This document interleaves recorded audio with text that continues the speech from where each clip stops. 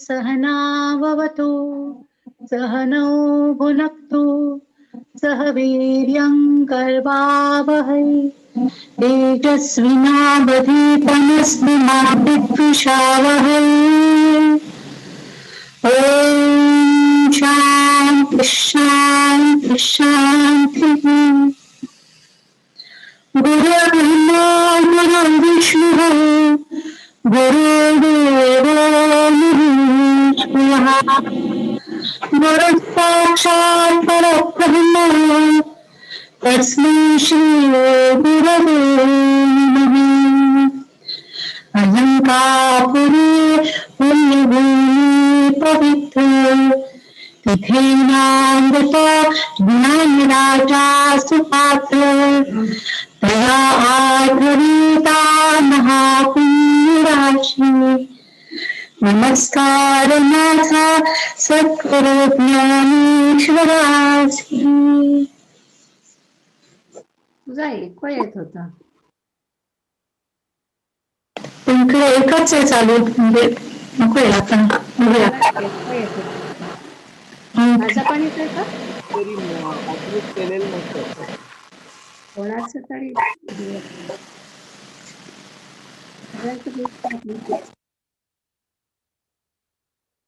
हा आता गेला आवाज. मग ते सेको येत होत. ओके. हो, अंकाला काढते मीच आणि मीट करू. ओके.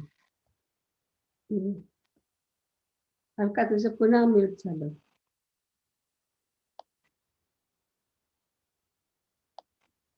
हॅलो, येतोय आवाज?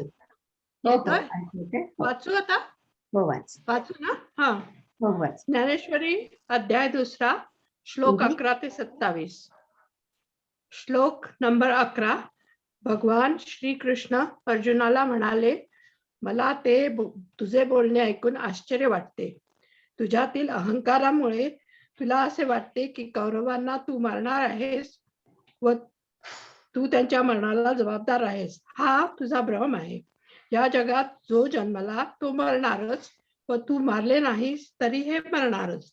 मग त्याचा शोक कशाला? जन्मांधाला वेळ लागले असता तो जसा सैरावैरा धावू लागतो तसेच तुझे शहाणपण मला दिसते आहे. नंतर श्लोक नंबर 12. त्यानंतर भगवान म्हणाले, अरे अर्जुना, तू, मी व हे सगळे राजे पूर्वी झाले होते आणि पुढेही असणार आहेत, कारण ही जगाची रीत आहे. निरंतर जगणे किंवा नष्ट होणे ही भ्रांती आहे.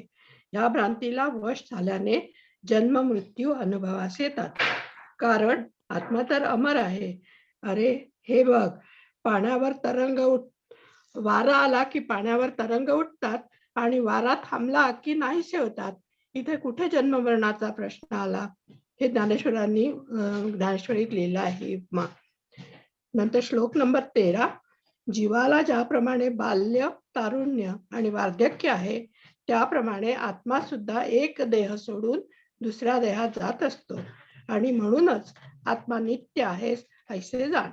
म्हणजे जन्म मरणाची तुझी भ्रांती दूर होईल व शरीराच्या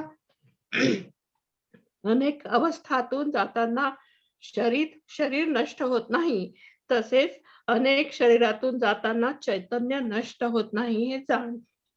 आता श्लोक नंबर 14. वेगवेगळ्या इंद्रियांमुळे सुख, दुःख, शीत, उष्ण इत्यादी गोष्टी अनुभवास येतात, पण ते अनुभव येतात आणि जातात म्हणून अनित्य आहेत. निंदा व स्तुती ऐकल्यामुळे आनंद आणि दुःख होते. मृदू आणि कठीण स्पर्शाने अनुभवास येते. सुंदर आणि भेसूर दृष्टीमुळे समजते आणि सुगंध व दुर्गंध नाकामुळे कळतात. कडू गोड जिभेने कळतात, पण ह्यातील काहीच कायम नाही, म्हणून तू त्याच्या आहारी जाऊ नकोस. हे सगळे अनुभव रोहिणी नक्षत्रातील पावसाच्या कोरड्या ढगांसारखे आहेत किंवा स्वप्नातील हत्तीसारखे आहेत. हे ज्ञानेश्वरीमध्ये लिहिलंय. हे सगळे क्षणभंगूर आणि भ्रम निर्माण करणारे आहेत. आता श्लोक नंबर 15. ज्यांना हे कळते त्यांना सुख दुःख समान वाटतात. कारण ते इंद्रियाधीन होत नाहीत आणि असा पुरुष मोक्षाला योग्य होतो. श्लोक नंबर 16. ज्ञानी पुरुष जाणतात की देहादी प्रपंचांमध्ये सर्वत्र चैतन्य भरलेले आहे. ज्याप्रमाणे राजहंस दूध आणि पाणी वेगळे करतो किंवा सोनार हिंकस धातूपासून सोने वेगळे करतो, त्याप्रमाणे ज्ञानी पुरुष देहादी प्रपंच सहजपणे दूर करू शकतो. दही घुसळले की त्यातून ज्याप्रमाणे लोणी निघते किंवा धान्य पाखडले तर भू सुडून जाते व धान्य तेवढे राहते, तसेच मायेचे आवरण काढून टाकले तर चैतन्य उरते. आता श्लोक नंबर 17. ज्याने हे विश्व व्यापले आहे ते सत अविनाशी आहे आणि त्याचा विनाश करणे कोणालाही शक्य नाही. श्लोक नंबर 18. शरीर हे स्वभावतः नाशवंत आहे, म्हणून हे अर्जुना तू आता लढावयास सज्ज व्हावे हे योग्य आहे. 19वा श्लोक. आत्मा कोणालाही मारत नाही व कोणाकडून मारलाही जात नाही, हे ज्याला समजत नाही त्याला ते सत्य समजलेले नाही. तेव्हा मी अर्जुन तो मारणारा व कौरव ते मरणारे ऐसे केवळ देहाकडे दृष्टी ठेवून ठरवणे मिथ्या आहे. आता श्लोक 20 आणि 21. नंतर भगवान म्हणाले, हे अर्जुना, हा आत्मा नित्य अनादि जन्म मृत्यू रहित व अक्षय आहे. शरीराचा नाश झाला तरी त्याचा नाश होत नाही, तर तू त्याला मारणार कसा? येथे या विधानाच्या समर्थनार्थ ज्ञानेश्वरांनी अनेक दृष्टांत दिले आहेत. ते म्हणतात, सावलीला जसे शस्त्राने मारता येत नाही किंवा घड्यातले पाणी ओतून टाकले तर त्यातले दिसणारे सूर्याचे प्रतिबिंब नष्ट झाले तरी सूर्य नष्ट होत नाही, त्याप्रमाणे आत्मा अनादि आहे. 22वा श्लोक. ज्याप्रमाणे आपण जुनी वस्त्रे टाकून नवीन वस्त्रे धारण करतो, त्याप्रमाणे आत्मा जीर्ण शरीर टाकून नवीन काया धारण करतो. 23वा श्लोक. या आत्म्याला कुठलेही शस्त्र तोडू शकत नाही, कुठलाही अग्नी त्याला जाळू शकत नाही, पाण्याने तो ओला होत नाही व वाऱ्यानं सुकत नाही. आता श्लोक नंबर 25 आणि 26. आत्मा सनातन सर्वव्यापी स्थिर व अचल आहे, तो नित्य आहे, पण तो तर्कातीत मनाला अगम्य व त्रिगुणातीत असा आहे हे तू ओळख, म्हणजे तुझा शोक नाहीसा होईल. आता श्लोक नंबर 26. हे अर्जुना, प्रत्येक देहोत्पत्तीच्या वेळी तो जन्म पावतो, नाही देहोत्पत्तीच्या वेळी जन्म पावतो व नेहमी मृत्यू पावते, असे जरी धरून चालले तरी त्यासाठी शोक करणे तुला उचित नाही. हे जीवन गंगेच्या प्रवाहासारखे आहे, त्याचा नक्की उगम व अंत दिसत नाही. 27वा श्लोक.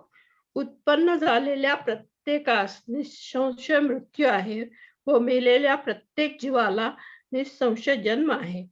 महाप्रलयाच्या वेळी त्रैलोक्याचा नाश होतो, पण ते परत निर्माण होते, म्हणून ह्याचा शोक करणे अयोग्य आहे. Very good. फक्त एकच की ते रोहिणी जळ म्हणजे तू, मला वाटलं तू काहीतरी ढगांचं म्हणालीस, त्याच्यामध्ये रोहिणी जळ म्हणजे ऍक्च्युली मृगजळ असा. मृगजळ असं लिहिलंय ज्ञानेश्वरीमध्ये. पण मी आणि प्रकाश आम्ही डिस्कस करत होतो, तर यांचं म्हणणं की रोहिणी नक्षत्राच्या वेळा जे ढग येतात ते काळे काळे येतात पण पाऊस पडतच नाही, तर ते प्रॉबॅबली योग्य एक्सप्लेनेशन आहे असं यांचं म्हणणं आहे. ओके. आता आपण 28वा श्लोक म्हणणार आहे. कोणाचा टर्न आहे? मी सुरेखा. सुरेखा, चालेल. ऐकू येत आहे का माझा आवाज? अगदी छान येतो. अव्यक्तानि भूतानि व्यक्तमध्यानि भारत अव्यक्त निधनान्येव तत्र का परिदेवना. अर्जुना, हे प्राणी मात्र जन्मापूर्वी अव्यक्त असतात, मध्ये तेवढे व्यक्त होतात व पुन्हा मृत्यूनंतर अव्यक्तच बनतात. मग शोक कसला? कारण हे सर्व जीव जन्माच्या अगोदर निराकार होते, मग जन्मल्यावर त्यांना आकार प्राप्त झाला. ते जेथे नाश होऊन जातात तेथे निसंशय वेगळे असत नाही. पहा, हे आपल्या मूळच्या अव्यक्त अवस्थेलाच असतात येतात. आता मध्यंतरी जे निराळे व्यक्त रूप दिसते ते निद्रिताच्या स्वप्नाप्रमाणे होय. त्या स्वप्नाप्रमाणेच सत्स्वरूप चैतन्याच्या ठिकाणी मायेमुळे हा जगदाकार दिसतो. अथवा उदकाला वाऱ्याचा स्पर्श झाल्याबरोबर ते लाटांच्या आकाराचे भासते किंवा दुसऱ्याच्या इच्छेने सोन्याला दागिन्याचा आकार येतो. त्याप्रमाणे ही सर्व आकारास आलेली सृष्टी मायेने केली, मायेने निर्माण झाली आहे असे समज. ज्याप्रमाणे आकाशात मेघांचा पडदा उत्पन्न होतो त्याप्रमाणे जे मुळातच नाही त्याकरता तू काय रडत बसला आहेस? निर्विकार असे जे चैतन्य त्याच्याकडे तू लक्ष दे. ज्या चैतन्याची प्राप्तीची तळमळ संतांच्या ठिकाणी उत्पन्न होताच त्या संतांना विषय सोडून जातात. जे विरक्त आहेत ते त्या आत्म्याच्या लाभाकरता वनवास स्वीकारतात.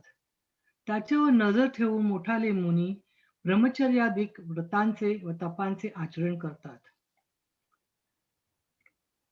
जे समस्ते ये भूते जन्मा आदी अमृते मग अमृत. पाचवी व्यक्ती ते अमूर्त म्हणजे मॅनिफेस्ट नसलं झालेलं अमूर्ती. अमूर्त या जो मूर्त नाही तो अमूर्त. मूर्त नाही. काय? मग पातली व्यक्ती ते जन्मले या तिथे शयासी जेथ जाती तेथे निभ्रांत आणे नवती देखे पूर्वस्थितीची येती आपुलिये.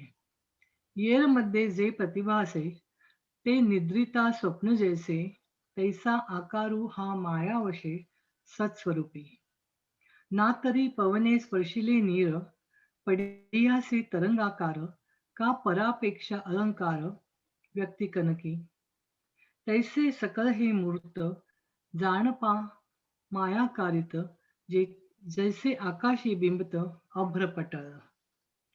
तैसे आदीची जे नाही तया लागी तू रिदसी काही तू अविट ते पाही चैतन्य एक. जयाची आरतीची भोगित विषयी त्यजली संत जया लागी विरक्त वनवासिये. दिठी सुनी जयाते ब्रह्मचर्यादिव्रते मुनीश्वर तपाते आचरताते. एक मिनिट थांबा आता. हम्म. तर आपण आतापर्यंत मी म्हटलं तसं 5 महत्वाचे विषय होते. त्यातला अर्जुनाचा विषाद पाहिला आणि सांख्ययोगाचा काही भाग पाहिला. आता 31 पर्यंत सृष्टी प्रक्रिया आणि आत्म्याबद्दल आपण बघणार आहोत. तर आणि त्यानंतर स्वधर्म आणि मग कर्मयोग आणि स्थितप्रज्ञ असं सगळं आपण बघणार आहोत. तर आता जो सुरेखाने श्लोक वाचला त्याच्यामध्ये उत्पत्ती, स्थिती, लय आणि पुन्हा उत्पत्ती असा हा निसर्गाचा नियम आहे. आणि त्याची मूळ कल्पना अशी आहे की हे सगळं जे होतं ते नेहमीच अव्यक्त रूपात होतं आणि आता व्यक्त झालंय आणि पुन्हा अव्यक्त होईल. तर मग त्याचा शोध कसा करायचा. आणि ज्ञानेश्वर माऊलींनी सोन्याची आणि दागिन्यांची उपमा, दुसरी उपमा होती समुद्राच्या लाटांचं उदाहरण दिलं होतं. तर अतिशय सुंदर पद्धतीने त्यांनी आपल्याला समजवलं. आणि ही कल्पना व्यक्त आणि अव्यक्ताची आपण 8व्या अध्यायात आणखी विस्तारून बघणार आहोत. तर तेव्हा इथे फक्त सृष्टी अव्यक्त असते, व्यक्त होते आणि मग पुन्हा अव्यक्त होते. आणि ही जी सायकल आहे ही ब्रह्माचा एक दिवस एवढ्यापर्यंत असते आणि ब्रह्माची रात्र झाली की ती अव्यक्त होते. तर ब्रह्माचा एक दिवस म्हणजे 4.32 बिलियन वर्ष. आपली 4.32 बिलियन वर्ष. ते असं म्हणतात की 4 जी युग आहेत त्या 4 युगाचे 1000 रोटेशन झाले की मग एक ब्रह्माचा दिवस होतो आणि तेवढीच ब्रह्माची रात्र असते. तर ते सगळं आपण आता पुढच्या अध्यायात बघणार आहोत. पण इथे फक्त व्यक्त आणि अव्यक्त एवढंच बघणार. हा पुढे सांग. आश्चर्यवत पश्यति कश्चिदेन आश्चर्यवत वदति तथैव चान्यः. आश्चर्यवत आश्चर्यवत चैनमन्यः शृणोति श्रुत्वा पेन्य वेदन चैव कश्चित्. कोणी एखादा या आत्म्याला आश्चर्याप्रमाणे पाहतो तसाच कोणी दुसरा आश्चर्याप्रमाणे याविषयी बोलतो. आणखी कोणी याविषयी आश्चर्यासारखे ऐकतो व देहाला विसरतो. पण याप्रमाणे पाहून, वर्णन करून व ऐकूनही यापैकी कोणी याला, कारण ते आत्मस्वरूपाचा साक्षात्कार झाला की तद्रूप होतात आणि मग पुन्हा देह तादात्म्यावर येत नाहीत, म्हणून कोणी याला जाणत नाहीत. हम्म. प्रत्येक स्थिर अंतःकरणाचे लोक त्याला आत्म्याला निरखून पाहतात, सर्व संसार विसरून जातात. कित्येक त्याच्या गुणांचे वर्णन करता करता चित्तात वैराग्य उत्पन्न होऊन अमर्याद व अखंड तन्मयता पावतात. कित्येक त्याचे स्वरूप वर्ण ऐकताच शांत होतात व त्यांची देहभावना सुटते. कित्येक त्याच्या अनुभवाने तद्रूपता पावतात. सर्व नद्या समुद्राला मिळतात, पण त्यात त्यांचा समावेश झाला नाही म्हणून त्या परतल्या, असे ज्याप्रमाणे केव्हाही होत नाही, त्याप्रमाणे थोर थोर योग्यांच्या बुद्धी आत्मस्वरूपाचा साक्षात्कार होताच तद्रूप होतात. पण एकदा ते तद्रूप झाले की विचार करून पुन्हा देह तादात्म्यावर येत नाहीत. एक अंतरी निश्चय जे निहाळता केवळ, विसरले सकळ संसार जात. एक गुणानुवादू करिता गुणानुवादू करिता उपरती होऊनी चित्ता, निरवधी तल्लीनता निरंतर. एक ऐकताची निवाले, ते देहभावी सांडिले, एक अनुभवे पातले तद्रूपता. जैसे सरिता ओघ समस्त, समुद्रा माझी मिळत, परी माघवते न समात परतले नाही. तैसी या योगेश्वरांच्या चियामती, मिळणी सवे एकवटती, परिचे विचारुनी पुनरावृत्ती, भजती चिना. एक मिनिट. देही एक नित्य व मिनिट. थांबू का? तर इथे फक्त एकच मला सांगायचं की या श्लोकामध्ये आत्म्याला पश्यती म्हणजे आत्म्याला पाहून त्यांना असं वाटलं म्हटलंय, तर ते लिटरली घ्यायचं काही म्हणजे लिटरली घ्यायचं नाही, कारण की आत्मा हा ज्ञानेंद्रियांना अगोचर होणारी वस्तू नाही.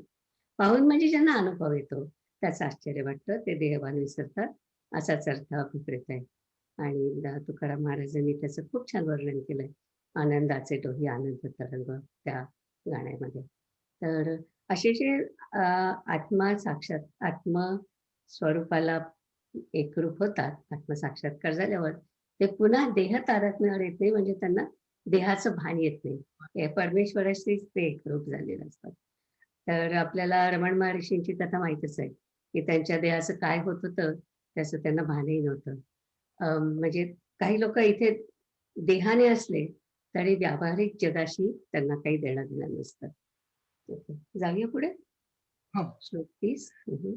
देहि नित्यम वध्योयम, देहे सर्वस्य भारत, तस्मा सर्वाणि भूतानि न त्वं शोचितुं अर्हसि.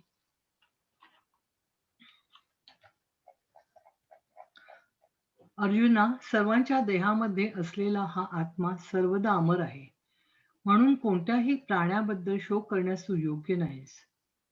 जे सर्वत्र व सर्व देहात आहे व करू लागले तरी ज्याचा घात होत नाही, ते विश्वव्यापी एक चैतन्य तू लक्षात घे. हे सर्व जग आपल्या स्वभावाने उत्पन्न होत आहे व नाश पावत आहे. तर सांग, येथे तुला शोक करण्यासारखे काय आहे? परंतु हे अर्जुना, विचार करून पाहिले तर तुझ्या चित्ताला हे का पटू नये हे मला समजत नाही. पण याचा शोक करणे हे पुष्कळ प्रकाराने वाईट आहे. जे सर्वत्र सर्व ही देही, जया करिता ही घातू नाही, ते विश्वात्मक तू पाही चैतन्य एक. ज्याचे निची स्वभावे हे होत जात आघवे, तरी काय काय शोचावे येत तुवा. तरी एरवी सांग काय शोचावे. तरी सांग काय शोचावे. तरी सांग काय शोचावे येथ तुवा. एरवी तरी पार्था, तुझ का नेणो न मने चित्ता, परी किडाळ हे शोचिता भोवती परी. स्वधर्म पिचावेक्ष न एकम पितुमर्हसि धर्म्यादि युद्धात शौर्यन्यते क्षत्रियसन विद्यते. आणि स्वधर्माचा विचार करिताही तू व्याकुळ होणे योग्य नाही, कारण कर्तव्य प्राप्त युद्धापेक्षा क्षत्रियाला दुसरे हितकर काही नाही. तू अजून याचा का विचार करीत नाहीस? काय हे मनात घेऊन बसला आहेस? ज्याच्या योगाने तरुण जावायचे तो आपला धर्म तू विसरला आहेस. या कौरवांचे वाटेल ते झाले, अथवा तुझ्यावरच काही प्रसंग आला, अथवा यावेळी युगांत जरी झाला तरी स्वधर्म म्हणून जो एक आहे तो मुळीच टाकता येत नाही. असे असता विचार कर, कृपाळूपणा धरून तुला तरुण जाता येईल काय? अर्जुना, तुझे चित्त जरी दयेने विरघळून गेले तरी तसे होणे या युद्धाच्या प्रसंगी योग्य नाही. अरे, दूध जरी गाईचे असले तरी ते पत्त्यास घेऊ नये असे वैद्यशास्त्राने सांगितले असताही आग्रहाने नवज्वरात दिलेस तर ते विषवत किंवा मारक होते. त्याप्रमाणे भलत्या ठिकाणी भलते केले असता हिताचा नाश होतो. एवढ्या करता तू आता सावध हो. तू विनाकारण शोकाकुल का होतोस? ज्याचे आचरण केले असता केव्हाही दोष लागावायचा नाही त्या आपल्या स्वधर्माकडे लक्ष दे.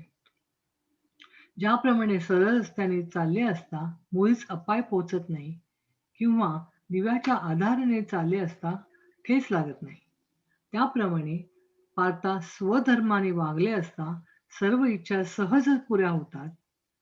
म्हणून हे पहा, तुम्हा क्षत्रियांना युद्धा वाचून दुसरे काही उचित नाही हे लक्षात ठेव. मनात कपट न धरता माऱ्याला मारा करून आवेशाने लढावे. पण हे बोलणे असो, प्रत्यक्ष प्रसंग आला आहे तेव्हा जास्त काय सांगावे.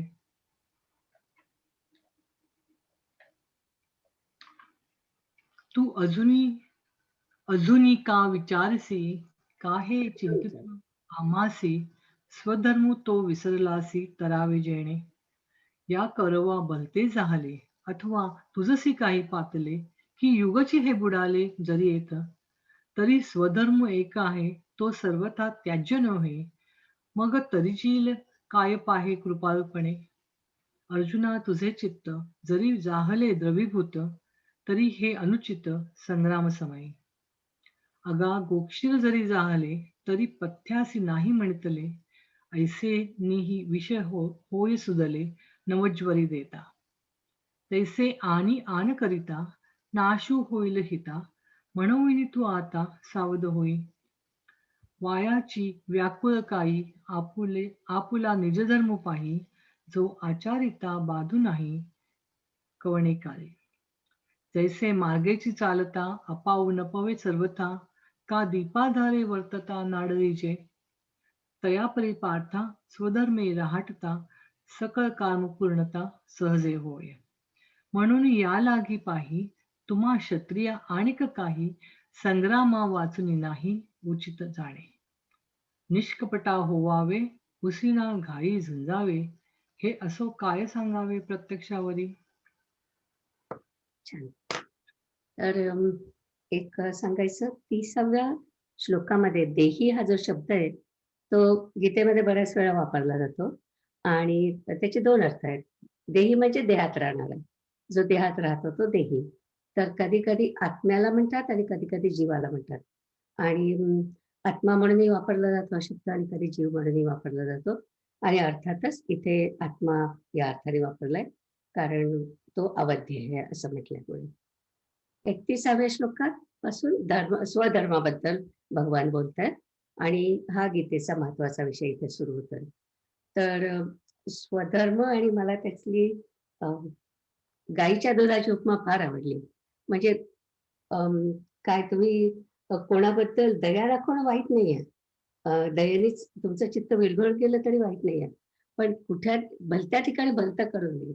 म्हणजे युद्धाच्या ठिकाणी तुम्ही दया दाखवून काही उपयोग नाही. आणि त्याच्यासाठी त्यांनी जर का टायफॉइड झाला असताना गाईचं दूध दिलं तर त्याचा अपाय होतो. ते फार सुंदर उपमा दिली आहे तुम्ही. आणखी एक वेगळा शब्द आहे इथे, पती करे. पती करे म्हणजे ऍक्च्युअली लुब्ध होणं.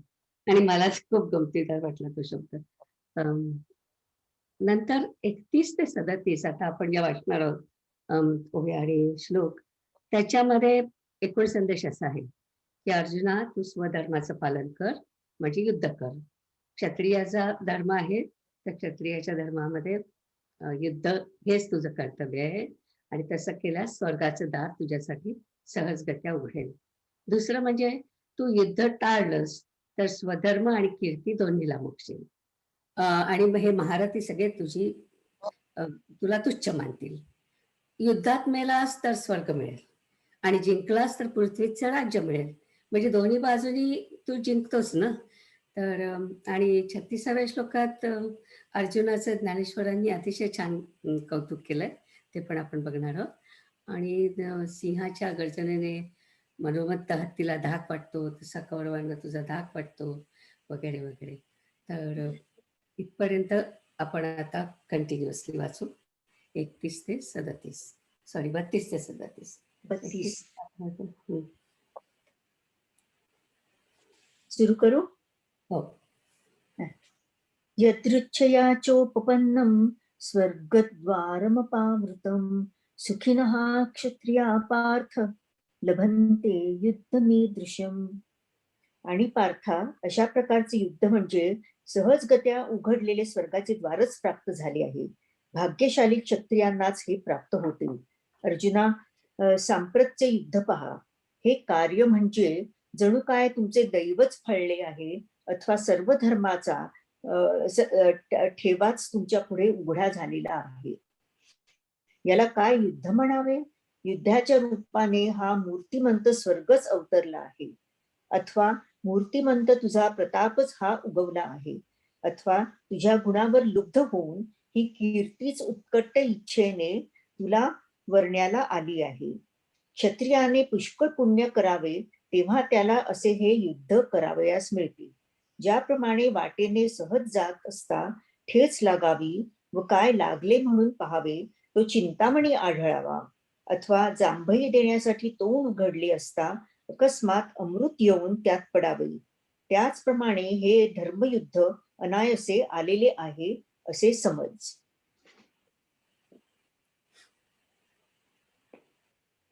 अर्जुना, झुंज देखे आताचे, हे हो काज दैव तुमचे, की निधान सकळ धर्माचे प्रगटले असे. हा संग्राम काय म्हणिपे, की स्वर्गची येणे रूपे मूर्तका प्रतापे उदो केला. ना तरी गुणाचे नि पती करे, आर्ताचे नि पडी भरे, हे कीर्तीची स्वयंवरे आली तुझ. क्षत्रिये बहुत पुण्य कीजे, ते झुंज ऐसे हे लाहिजे, जैसे मार्गे जाता आढळीजे चिंता म्हणविसे. ना तरी जांभया पसरे मुख, तेथ अवचटे पडे पियुख, तैसा संग्रामो हा देख पातला असे. पुढे वाचू. 37 पर्यंत चालेल. अथ चेत्त्वमिमं धर्म्यं संग्रामं न करिष्यसि, ततः स्वधर्म कीर्तिंच हित्वा पापमवाप्स्यसि. असे असून हा कर्तव्य प्राप्त संग्राम तू करणार नाहीस, तर स्वधर्म व कीर्ती यांना मुकून पाप मात्र मिळवशील. आता असा हा संग्राम टाकून त्याचा शोक करीत बसलास तर आपण आपलाच घात केल्यासारखे होईल. आज जर तू या युद्धात शस्त्र टाकून दिलेस तर पूर्वजांनी मिळवून ठेवलेले पुण्य व यश आपणच घालविल्यासारखे होईल. इतकेच नव्हे तर तुझी असलेली कीर्ती जाईल, सगळे जग तुला नावे ठेवील, आणि महापातके तुला हुडकीत येऊन गाठतील. ज्याप्रमाणे पतिविरहित स्त्री सर्व प्रकारे अनादराला पात्र होते, त्याप्रमाणे स्वधर्म त्यागाने जीविताची तशी दशा होते. अथवा युद्धभूमीवर टाकून दिलेल्या प्रेताला ज्याप्रमाणे चोहोबाजूंनी गिधाडे तोडतात, त्याप्रमाणे स्वधर्मरहित पुरुषाला महादोष घेरतात. आता हा ऐसा अभेर्य मग नथिले शोचू बैसी जे, तरी आपण आहाणा होईजे, आपण पेया. पूर्वजांचे जोडले आपणची होय धाडिले, जरी आजी शस्त्र सांडिले रणीये. असती कीर्ती जाईल जगची अभिशाप देईल, आणि दिवसित पावतील महादोष. जैसी भातारेहीन वनिता, उपहती पावे सर्वथा, तैशी दशा जीविता स्वधर्मे वीण. ना तरी रणी शव सांडिजे, ते चौमेरी किधी विदारिजे, तैसे स्वधर्महीन अभिभविजे महादोषी. अकीर्तीचापि भूतानि कथयिष्यन्ति ते त्वयां, संभावितस्य चाकीर्तिर्मरणादतिरिच्यते. आणखीन सर्व लोक तुझी सर्व काळ अपकीर्ती सांगत राहतील, आणि संभावित पुरुषाला तर दुष्कीर्ती मरणापेक्षा जास्त वाईट आहे. म्हणून तू आपला धर्म टाकशील तर पापाला पात्र होशील, आणि अपकीर्तीचा डाग तर कल्पांतरापर्यंतही जाणार नाही. अपकीर्ती जोपर्यंत अंगाला शिवली नाही तोपर्यंतच शहाण्याने जगावे. आता सांग बरे, येथून कसे परत फिरावे? तू मत्सर टाकून व दयेने युक्त होऊन रणातून परत फिरशील खरा, पण तुझी ती स्थिती या सर्वांना पटणार नाही. म्हणून हे तुला चारी बाजूनी घेरतील, तुझ्यावर बाणांचा वर्षाव करतील. त्या प्रसंगी अर्जुना, कृपाळूपणामुळे तुझी सुटका होणार नाही. जरी कदाचित त्या प्राणसंकटातून तुझी कशीबशी सुटका झाली, तरी तसे ते जगणेही मरणाहून वाईटच. म्हणून स्वधर्म हा सांडसील, तरी पापावर पडा होसील, आणि अपेशते बचेल कल्पांतवरी. जाणतेनी तवची जियावे, जव अपकीर्ती अंगान पापवे, आणि सांगपा केविल गावे येथुनिया. तू निर्मत्सरू सदयता, येथुनी निघसी कीर माघवता, परिते गती समस्यता न मनेल येया. हे चहूकडून वेढतील, बाणवरी घेतील, तेथ पार्थान सुटिजेल कृपाळपणे. ऐसे निही प्राण संकटे, जरी विपाये पा निघणे घटे, तरी ते जियालेही वोखटे मरणाहुनी.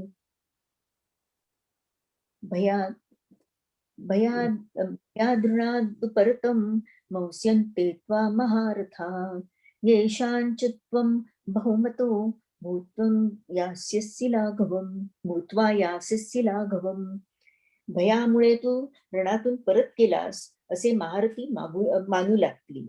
ज्यांना तुझ्याविषयी बहुमान वाटत होता ते तुला तुच्छ मानतील.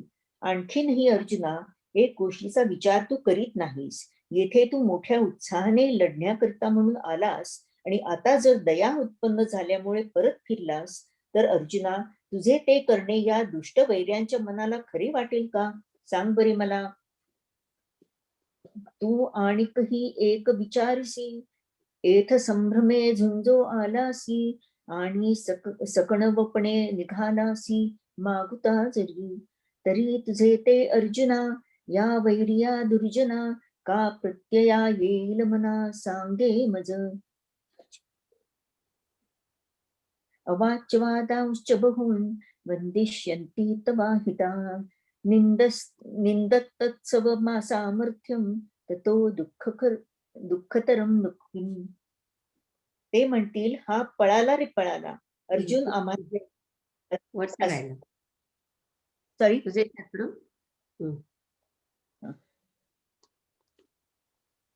श्लोकाचा अर्थ राहिला. वाचवत पुढचं. श्लोकाचा अर्थ राहिला, तुझे शत्रू याविषयी. एक मिनिट हो. पुन्हा करतायत मला.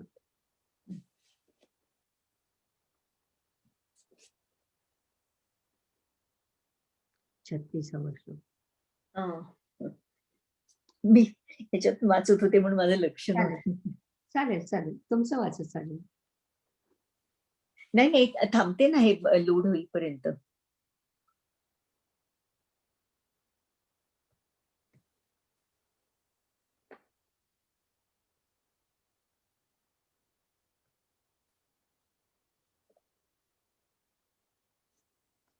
हे काहीतरी गडबड होतीये याच्यामध्ये. काही एक मिनिट. ओके, मी परत संपादन लोड करून करतो. सुद्धा आवडा, चालेल. त्या ह्याच्यातून वाचतायत, पुस्तकातून, चालेल. चालेल वाचली तर पुढे. हो, वाचा वाचा. तुझे शत्रू तुझ्याविषयी. मग तो श्लोक परत वाचू का? श्लोकाचा अर्थ वाच. ते म्हणतील, हा पळाणारे तुझे शत्रू तुझ्याविषयी भलभलते पुष्कळ बोलतील आणि तुझ्या सामर्थ्याची निंदा करतील. यापेक्षा अधिक त्रासदायक काय आहे? आणि नंतर ते म्हणतील. ओके, आता वाचू. हा.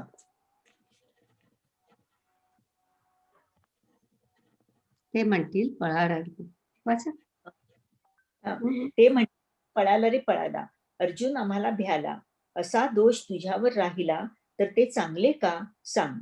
लोक अनेक कष्ट करतात किंवा प्रसंगी आपले प्राणही खर्ची घालतात, पण धनुर्धरा कीर्ती वाढवितात.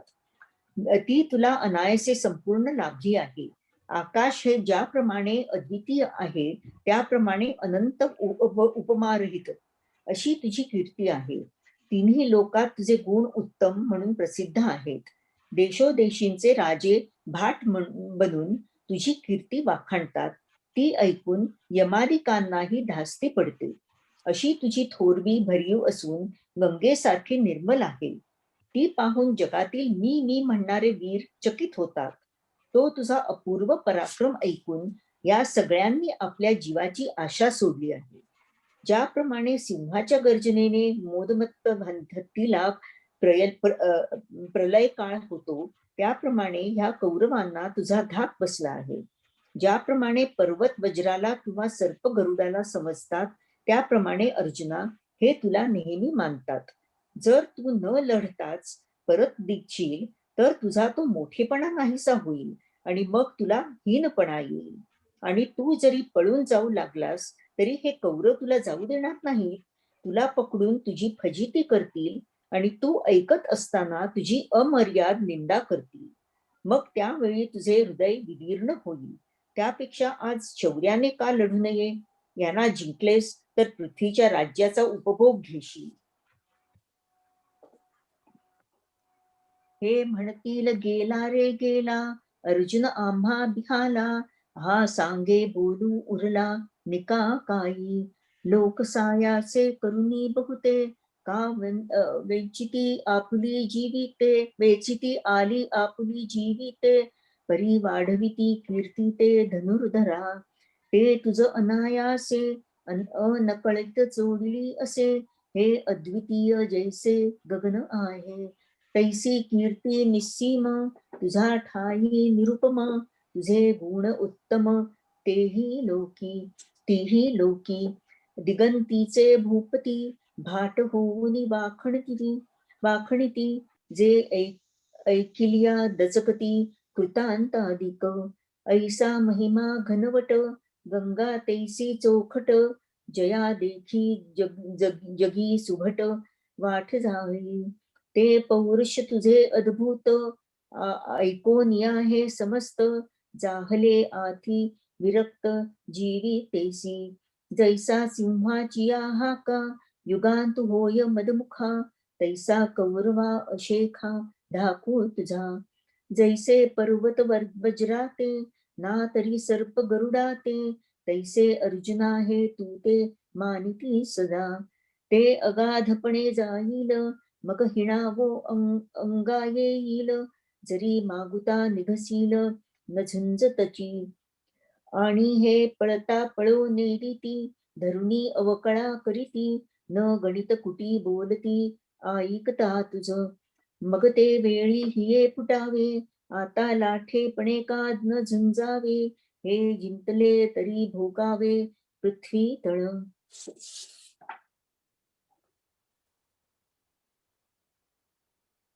वाचू.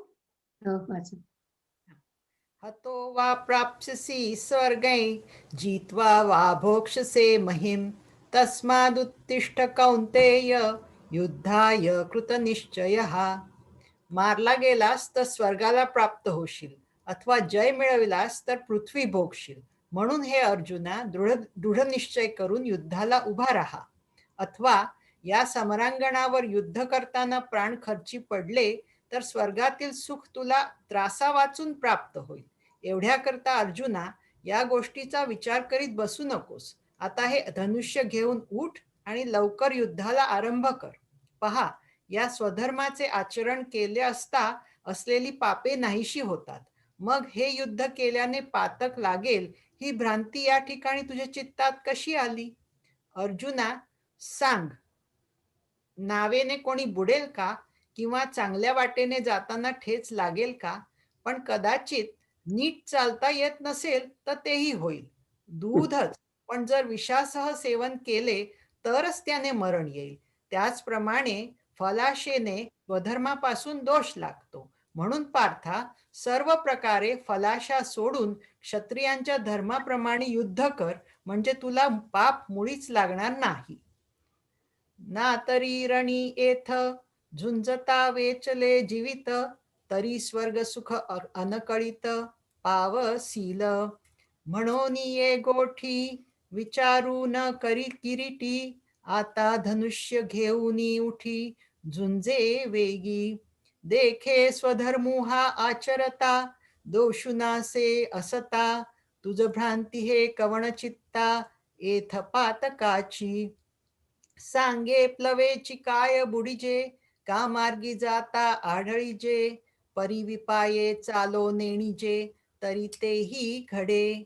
अमृते तरीची मरिजे, जरी विखेसी सेविजे, तैसा स्वधर्मे दोषु पाविजे, हेतुकपणे.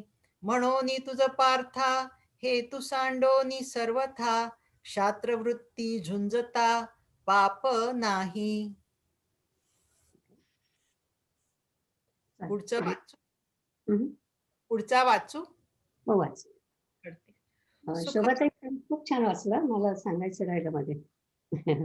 आणि आता ही पण छान वाचते. ओके, सुख go ahead. हे समे कृत्वा लाभा लाभौ जया जयौ, ततो युद्धाय युज्यस्व नैवं पापमवाप्स्यसि. सुख दुःख, लाभ हानी, यशापयश ही सारखी मानून नंतर युद्धाला सज्ज हो. मनाने असे झाले असता तुला पाप लागणार नाही. सुखाच्या वेळी संतोष मानू नये, दुःखाच्या वेळी खिन्नता धरू नये आणि लाभ व हानी मनात धरू नये. या युद्धामुळे मध्ये जय मिळेल किंवा अजिबात देहच नाहीसा होईल, या पुढच्या गोष्टी अगोदरच चिंतित बसू नये. आपल्याला योग्य असे जे स्वधर्माचे आचरण तेच करीत असताना जो प्रसंग येईल तो मुकाट्याने सहन करून टाकावा. अशी मनाची तयारी होईल तर मग सहजच पाप घडणार नाही. म्हणून तू आता खुशाल लढावे. सुखी संतोषान यावे, दुःखी विषादान भजावे, आणि लाभा लाभ न धरावे मना माझी. येथ विजय पण होईल, का सर्वथा देह जाईल, हे आधीची काही पुढील चिंता वेना. आपण या उचिता स्वधर्मातेची रहाटता, जे पावे ते निवांता साहोनी जावे. ऐसे या मने होआवे, तरी दोषू न घडे स्वभावे, म्हणून आता झुंजावे निभ्रांत तुवा. एक मिनिट थांब इथे. तर आता 38 आता इथे कर्मयोगाचं बीज आहे. परिणामाची म्हणजे फळाची चिंता करू नको आणि स्वधर्माप्रमाणे आपलं कार्य करावं. रागद्वेष म्हणजे आवडीनिवडीसाठी युद्ध करायचं किंवा नाही असं आपण काही ठरवत नाही. आपला धर्म आहे म्हणून तुला युद्ध करायचं आहे आणि धर्म रक्षणासाठी करायचं आहे. तर स्वधर्म म्हणजे काय? माझा धर्म कोणी ठरवायचा? तर आपल्या वेदामध्ये वर्ण आणि आश्रम याप्रमाणे आपला धर्म ठरवला जातो. वर्ण म्हणजे कुलजाती वर्ण नाही, गुणजाती वर्ण. म्हणजे पुढे आपल्याला येईलच गीतेमध्ये की सात्विक वृत्तीचा जो असेल तो जास्त ब्राह्मण, तो सात्विक जास्त वृत्ती असेल तो ब्राह्मण, सत्व आणि रजगुण असतील तो क्षत्रिय. अशा प्रकारे त्यांनी ते कॅटेगरायझेशन केलंय. तर जन्माने ब्राह्मण असणारे कृपाचार्य आणि द्रोणाचार्य युद्ध करताना आपल्याला दिसतात आहे. तर त्यांच्या गुणाप्रमाणे त्यांचा धर्म क्षत्रिय आहे. दुसरं म्हणजे आपल्या धर्माप्रमाणे आपल्या एक तर आपल्या वर्णाप्रमाणे आणि दुसरं आपल्या आश्रमाप्रमाणे. आश्रम म्हणजे समजा गृहस्थ आश्रम आहे, लग्न केलंय, तर लग्न केल्यानंतर घराची काळजी घेणं, पत्नीची आणि मुलांची काळजी घेणं हा आपला स्वधर्म होतो. आणि आपण ज्या वर्णात किंवा ज्या आश्रमात ज्या कॅटेगरीत असतो त्याप्रमाणे आपल्याला त्या भूमिका करायच्या असतात आणि त्या भूमिकांसाठी जे काय आवश्यक आहे तो आपला स्वधर्म आहे. तर ओवी 228 मध्ये माऊली सांगतायत की आपल्याला योग्य असे जे धर्माचे आचरण तेच करीत असताना जो प्रसंग येईल तो मुकाट्याने सहन करावा. आणि त्याच्या आधी सांगितलंय त्यांनी की समजा आपण किती ते काम करायच्या आधीच विचार करतो की हे याच्यामध्ये आपण जिंकणार आहे की नाही, की मरणार आहे की नाही. ते म्हणतात की एकतर युद्धामध्ये जय मिळेल किंवा अजिबात देहच नाही होईल. म्हणजे पुढच्या गोष्टींची आधीच चिंता आपण करतोय आणि तसं करू नये. हा जो इथे माऊलींनी इथे जो घातलाय तो फार महत्वाचा उपदेश आहे असं मला वाटतं. नंतर पुढे आणखीन एक महत्वाचा श्लोक येणार आहे, 50वा श्लोक. त्याच्यामध्ये त्यांनी सांगितलंय की आपल्या स्वधर्माप्रमाणे जे कर्म आहे ते आपलं स्वकर्म, आणि ते कसं करायचं तर योग कर्म कौशल्यम, म्हणजे अत्यंत कुशलपणे करायचं, बिगाड भरायची नाही. तर स्वकर्माच्या संदर्भातील धर्मव्याधाची एक कथा आहे, ती तुमच्यापैकी कोणी ऐकली आहे का? ऐकली नसली तर आपण हे अध्याय 3 आणि 4 संपायच्या आधी आपण ती वनपर्वातली गोष्ट आहे महाभारताच्या, ती आपण जरूर इथे घेऊया.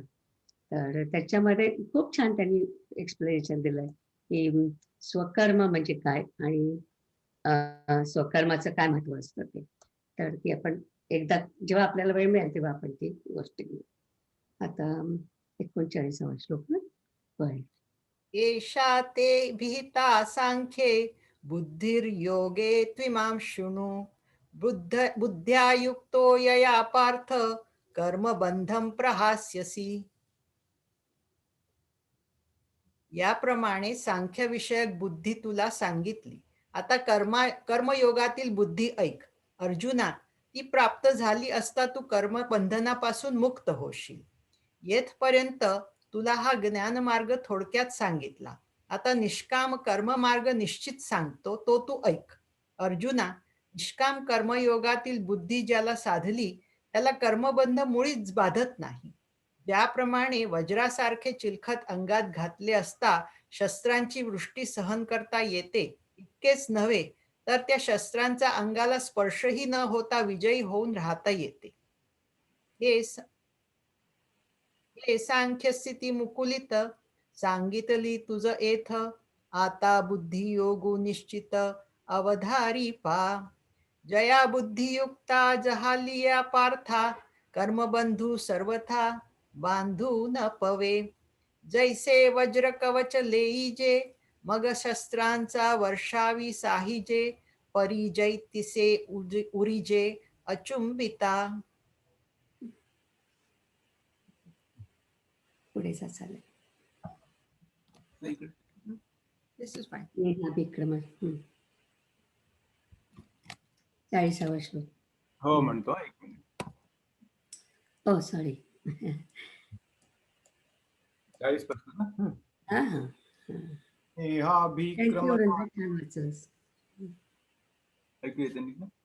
नेहाभिक्रमनाशोस्ति प्रत्यवायो न विद्यते स्वल्पमप्यस्य धर्मस्य त्रायते महतो भयात. या निष्काम कर्मयोगात आरंभ केलेल्या कर्माचा नाश होत नाही, त्याला संकट येत नाही. या धर्माचे थोडे जरी अनुष्ठान झाले तरी ते मोठ्या भयापासून रक्षण करते.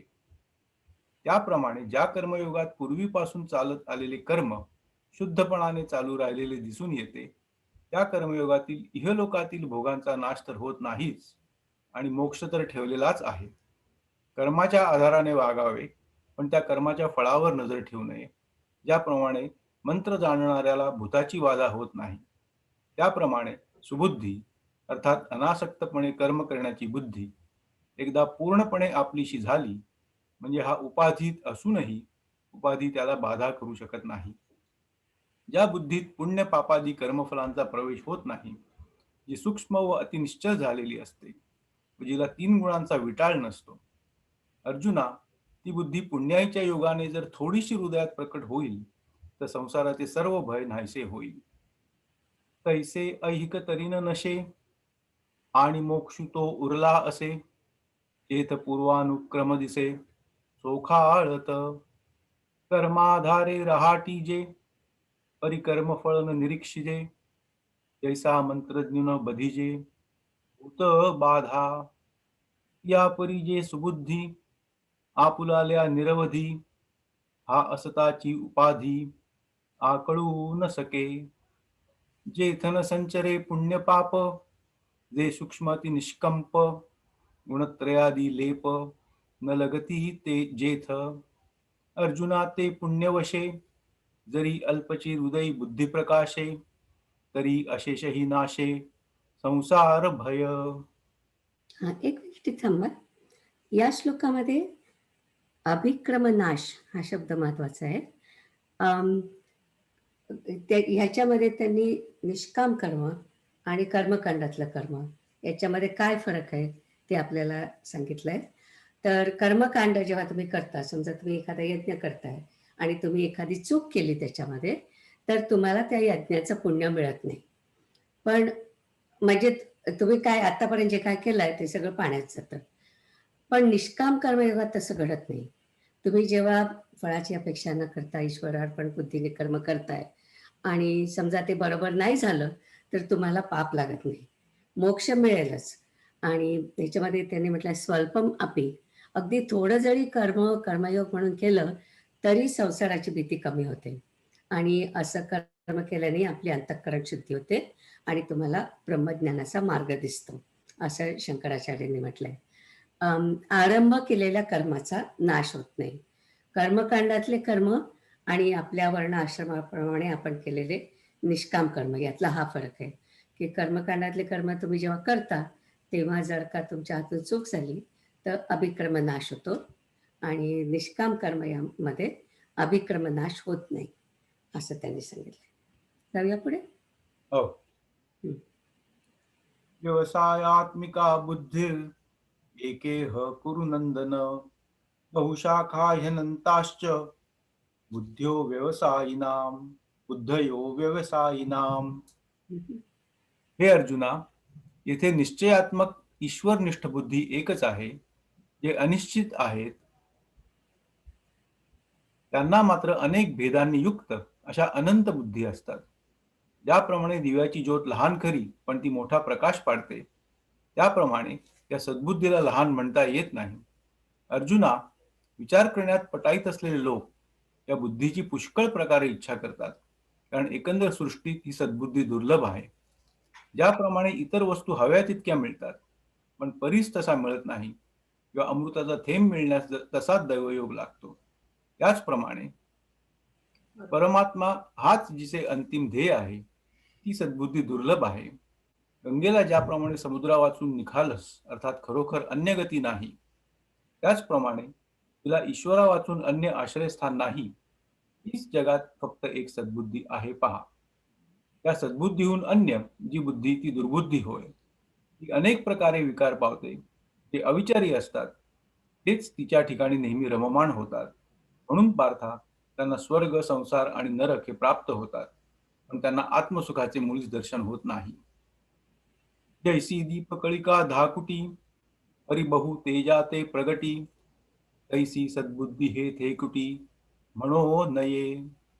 पार्था बहुती परी, हे अपेक्षिजे विचारशूरी, जे दुर्लभ चराचरी सद्वासना. आणिका सारिखा बहुवसू, जैसा न जोडे परिसू, का अमृताचा लेशू दैव गुणे. तैसी दुर्लभ जे सद्बुद्धी, जे परमात्माची अवधी, जैसा गंगेसी उदधी निरंतर. तैसा ईश्वरा वाचुनी काही, जे आणिक लाणी नाही, ते एकची बुद्धी पाही अर्जुना जगी. येरिते दुर्मती जे बहुधा असे विकरती तेथ निरंतर रमती अवे विकिये. म्हणून तया पार्था स्वर्ग संसार नरकावस्था आत्मसुख सर्वथा दुष्ट नाही.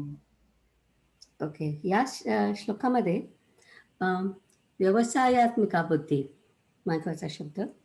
व्यवसायात्मिका बुद्धी म्हणजे निश्चयात्मक बुद्धी, ईश्वरावर निष्ठा ठेवणारी बुद्धी किंवा स्थिर बुद्धी. म्हणजे तुम्हाला तुमचं उद्दिष्ट काय आहे ते माहिती असायला पाहिजे, नाहीतर तुमचं मन हजार गोष्टीत गुंतत राहील. आणि ही गोष्ट खरं म्हणजे अध्यात्मासाठीच नाही, तर आपल्या आयुष्याच्या प्रत्येक टप्प्यात हे खरं आहे. निश्चय होत नाही कारण मन स्थिर नसतं, कळतं पण वळत नाही. तर तसं नको, विचार पक्का पाहिजे आणि एकच अंतिम उद्दिष्ट पाहिजे, फोकस पाहिजे. तर विवेकानंदांनी याची एक छान व्याख्या सांगितली आहे. One pointed clarity about your goal is vyavasayatmika buddhi. तर लक्ष्य म्हणजे ऑब्जेक्टिव्ह काय आहे याची पूर्ण खात्री असेल तो निश्चय. आणि जे मुमुक्षी आहेत त्यांना अंतिम उद्दिष्ट मोक्ष हे माहिती असतं. मुमुक्षी म्हणजे फक्त संन्यासी नाही, संसारी पण मुमुक्षी असू शकतात. मुमुक्ष म्हणजे मोक्षाची इच्छा धरणारे. आणि मग मी तुम्हाला जे म्हटलं धर्मव्याधाची गोष्ट, त्याच्यामध्ये धर्मव्याध हा खाटीक असतो जनकाच्या याच्यामध्ये आणि तो मुमुक्ष असतो. तर आपण पुढच्या बराच पुढे येतो 8व्या 7व्या किंवा 8व्या याच्यात सगळ्या प्रकारचे आपण भक्त बघणार आहोत, तेव्हा आपण याच्याबद्दल जास्त बोलू. पण जे जिज्ञासू असतात त्यांनी ज्ञान मिळवणं हे त्यांचं उद्दिष्ट असतं, त्याच्यापासून त्यांनी ढळू नये. आणि विवेकानंदांनी आणखीन एक खूप चांगली गोष्ट सांगली याच्याबद्दल, की तुमचं उद्दिष्ट हे धर्माला धरून आणि चांगलं असलं पाहिजे. आता आपल्याला माहिती आहे की आतंकवादी जे आहेत ते पण फोकस्ड असतात, त्यांना त्यांचं उद्दिष्ट माहिती असतं, पण त्यांच्या उद्देशाने हानी होणार असते. दुसरं म्हणजे जे लोक समाजावर उपकार केल्यासारखं समाजकार्य करतात त्यांचं उद्दिष्ट चांगलं असतं, पण ते स्वतःच्या आनंदासाठी दुसऱ्यावर अवलंबून असतात. लोकांनी म्हणावं की वा वा वा किती छान केलंय, आणि लोकांनी कौतुक केलं नाही तर ते दुःखी होतात आणि त्यातला आनंद निघून जातो. म्हणून जेव्हा आपण कुठलीही गोष्ट करतो ती आपण स्वांत सुखाय करतोय, स्वतःच्या आनंदासाठी करतोय, हे लक्षात ठेवायचं. तर एवढ्या गोष्टी त्या व्यवसायात्मिका बुद्धीच्या बद्दल सांगितलेल्या आहेत. ओके, जाऊया पुढे. यामिमां पुष्पितां वाचं प्रवदन्त्य विपश्चितः वेदवातरताः पार्थ नान्यदस्तीति वादिनः. हे अर्जुना, वेदांच्या अर्थवादात रत झालेले अविवेकी अर्थात स्वर्गसुख व त्याचे साधन जे कर्म याखेरीज दुसरे काही नाही असे म्हणणारे पुष्पयुक्त वृक्षाप्रमाणे मनोहर जीही दिसते अशा वेदवाणीच्या अर्थात वेदाची जी ही पुष्पित रोचक वाणी तिच्या आधाराने बोलतात ते वेदवचनांची प्रमाणे देऊन बोलतात. केवळ कर्ममार्गाचे श्रेष्ठत्व सिद्ध करतात, पण कर्मफलाचा लोभ धरतात. ते म्हणतात मृत्यूलोकी जन्मावे, यज्ञादी कर्मे करावी आणि मनोहर अशा स्वर्गसुखाचा उपभोग घ्यावा. या वाचून या लोकी दुसरे मुळीच सुख नाही असे ते दुर्बुद्धीचे लोक प्रतिपादन करतात. अर्जुना पहा, वेदाधारे बोलती केवळ कर्म प्रतिष्ठिती, परी कर्म कळी आसक्ती धरू निया. म्हणती संसारी जन्मिजे, यज्ञादी कर्म कीजे, मग स्वर्ग सुख भोगीजे मनोहर. एथ हे वाचुनी काही, आणिक सर्वथा सुखची नाही, ऐसे अर्जुना बोलती पाही दुर्बुद्धी ते. याच्यामध्ये आता कर्म असा जो शब्द आहे, केवळ कर्म प्रतिष्ठिती, इथे कर्म म्हणजे कर्मकांड असा अर्थाभिप्रेत आहे. आणि कर्मकांडाचं अवडंबर मांडणारे यांच्यावर हे ताशेरे आहेत. विशेषतः ज्ञानेश्वरांना वाईट टाकणारे जे कर्मठ लोक होते त्यांच्याबद्दल ज्ञानेश्वर महाराज बोलतात. अविपश्चित दृष्टीच्या लोकांवर. आणि आपण मागच्या वेळी पाहिलं की जनकाच्या काळात म्हणजे सत्य लोकात धर्मव्याधासारखे लोक होते. भगवान श्रीकृष्ण गीतेत सांगतायत म्हणजे हे जे काय घडलं ते द्वापार युगात होतं. आणि पुन्हा ज्ञानेश्वर महाराज त्याच्यावर भर देत आहेत. म्हणजे कलियुगात सुद्धा तोच प्रॉब्लेम आहे. तर नुसतं कर्मकांड करून तुम्हाला स्वर्गात जायचं असेल तर त्याच्यावर कोणाचा आक्षेप नाही आहे. पण फक्त हाच मार्ग आहे, हा एकच मार्ग आहे आणि बाकीचे सगळे तुच्छ आहेत, ते नरकात जातील, अशी त्यांची जी वृत्ती आहे. वेदवाद अडता म्हणजे वेदाबद्दल वाद घालणारे जे लोक आहेत ते जे आहेत त्यांच्याबद्दल त्यांच्यावरती हे ताशेरे उडलेले आहेत. ओके, आपण पुढे जाऊया. 43व्या श्लोकात पण तसंच आहे. कामात्मान स्वर्गपरा जन्म कर्म फल प्रदाम क्रिया विशेष बहुलाम भोगैश्वर्य गतीम प्रती. ते भोगाविषयी तत्पर व स्वर्गाच्या मागे लागलेले भोग आणि ऐश्वर यांच्या प्राप्ती संबंधाने तिच्यामध्ये पुष्कळ कर्मे सांगितली आहेत, जन्मरूप कर्मफल देणारी, अर्थात अशी वाणी बोलणारे. पहा, केवळ सुखोपभोगांकडे नजर देऊन व फलाशेने व्याप्त होऊन ते दुर्बुद्धीचे लोक कर्मे आचरितात. अनेक प्रकारच्या कर्मानुष्ठानाने विधीत यत्किंचितही चूक होऊ न देता व अगदी दक्षतेने ते धर्माचरण करतात. देखे कामना अभिभूत होनी कर्मे आचरत, ते केवळ भोगी चित्त देऊनिया. क्रिया विशेषे बहुते न लोपीती विधीते, निपुण होनी धर्माते अनुष्ठिती. पुढचा पण वाचा. पुढचा म्हणून दोन्ही आपण एकत्र घेऊ. हा, भोगैश्वर्य प्रसक्तानां दया प्रहृत चेतसाम व्यवसायात्मिका बुद्धिस समाधौ न विधीयते. त्या विषय व ऐश्वर यांचे ठिकाणी आसक्त झालेल्या आणि त्या वाणीच्या योगाने ज्यांची विवेक बुद्धी झाकलेली आहे, अशा पुरुषाच्या अंतःकरणामध्ये आत्मतत्व विषयक बुद्धी उद्भवत नाही. परंतु ते एकच वाईट गोष्ट करतात, तीही स्वर्गाची इच्छा ते मनात बाळगतात आणि यज्ञाचा भोगता जो परमात्मा त्याला विसरतात. त्याप्रमाणे कापराची रास करावी आणि मग तिला अग्नी लावून द्यावा, किंवा मिष्टांना जालिम विष घालावे, किंवा दैवयोगाने मिळालेला अमृताचा घडा लाथ मारून पालथा करावा. त्याप्रमाणे फलाचा अभिलाष धरून हातून घडलेला धर्म विनाकारण फुकट घालवतात. कुठ्या आयासांनी पुण्य जोडावे, मग संसाराची अपेक्षा का ठेवावी. पण पहा, सद्बुद्धी ज्यास प्राप्त नाही अशा त्या अज्ञानी लोकांना हे समजत नाही. काय करावे. ज्याप्रमाणे एखाद्या सुगरण स्त्रीने उत्तम पक्वान्ने करून केवळ द्रव्याच्या आशेने विकून टाकावी, त्याप्रमाणे हे अविचारी लोक सुखोपभोगांच्या आशेने हातचा धर्म दवडतात. म्हणून अर्जुना, वेदांच्या अर्थवादामध्ये मग्न झालेल्या त्या लोकांच्या मनात पूर्णपणे ही दुर्बुद्धी वास करीत असते, हे लक्षात ठेव. परी एकची कुडे करीती, ते स्वर्ग कामू मनी धरिती, यज्ञ पुरुषा चुकती भोगता जो. जैसा कर्पुराचा राशी कीजे, मग अग्नी लावणी दिजे, कामिष्टांनी संचरविजे काळ कुट.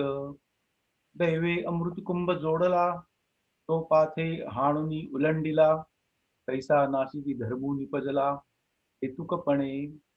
तायासे पुण्य अर्जिजे, मग संसारू का अपेक्षिजे, परिणेणती एकायकीजे अप्राप्त देखे. जैसी रांधवणी रससोय निकी, करुनिया मोले विकी, तैसा भोगासाठी अविविके धाडिती धर्मू.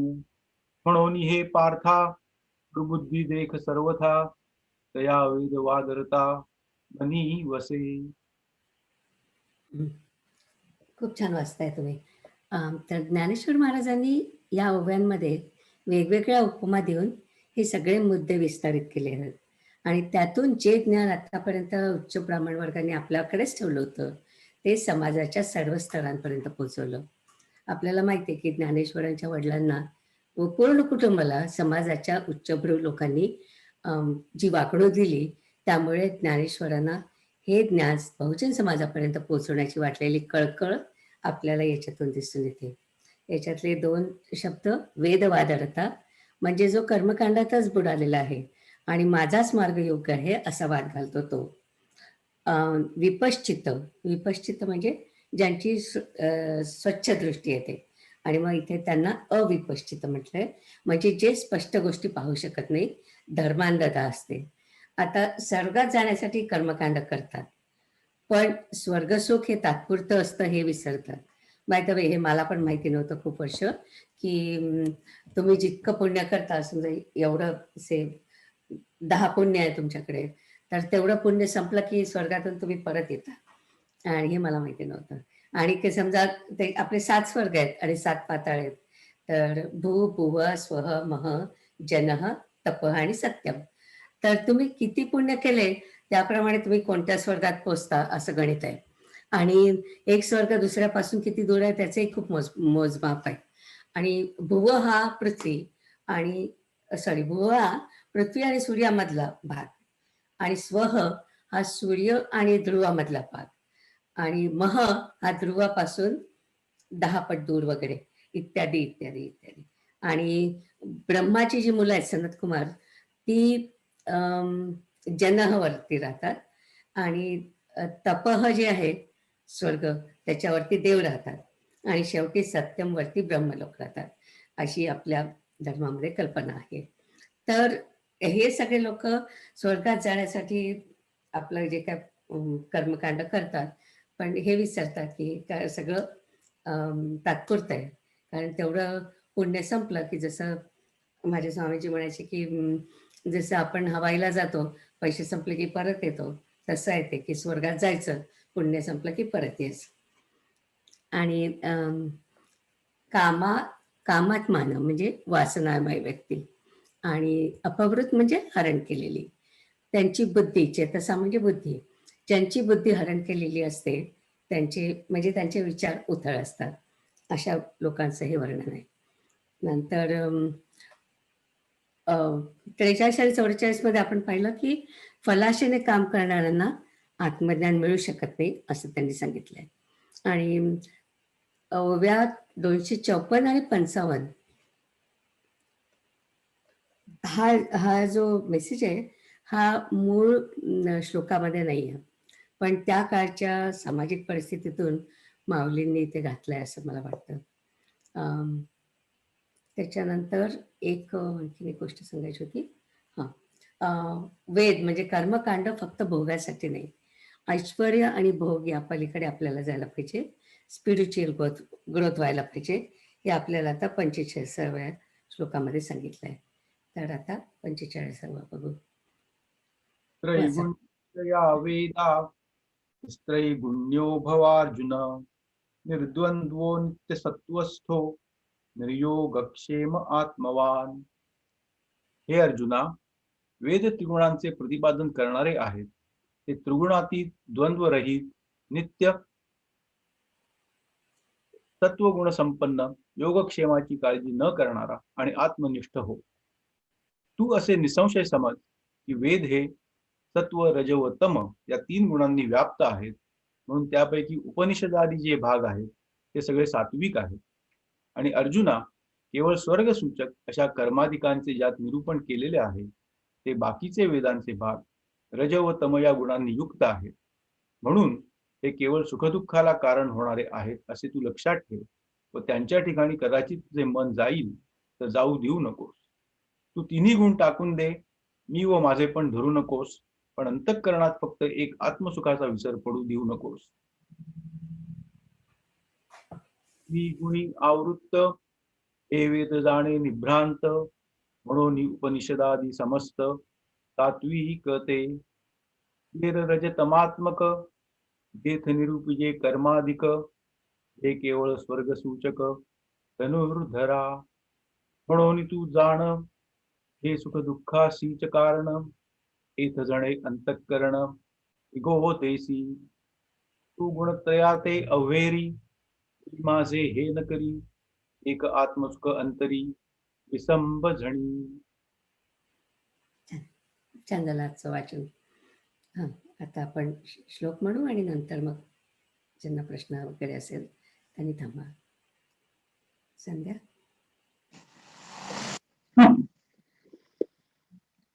आता विश्वात्मके देवे, येणे भाग्यातले दोषावे, दोषोनी मजत्यावे असाय दान हे.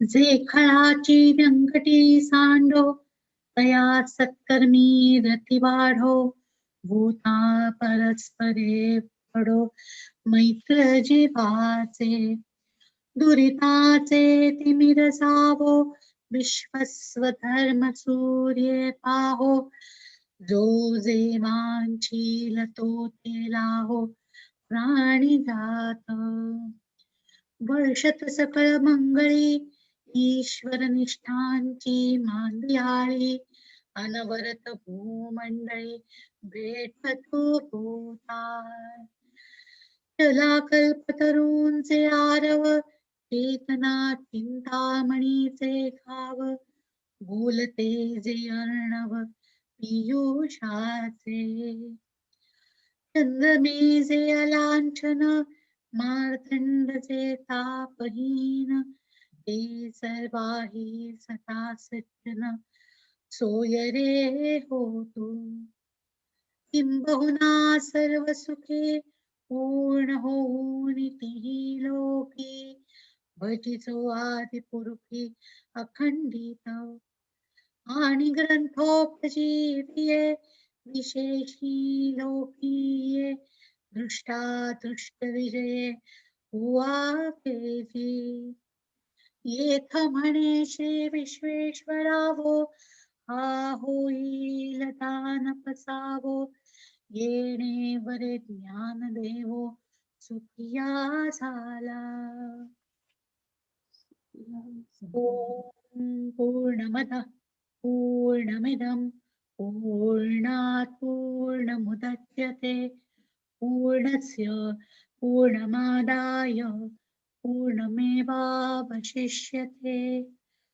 ओम शांति शांति शांति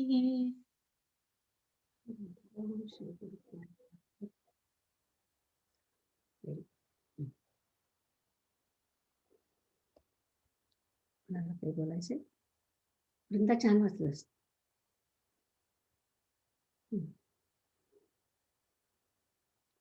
दिलीप कुठे आहेत सुरेखा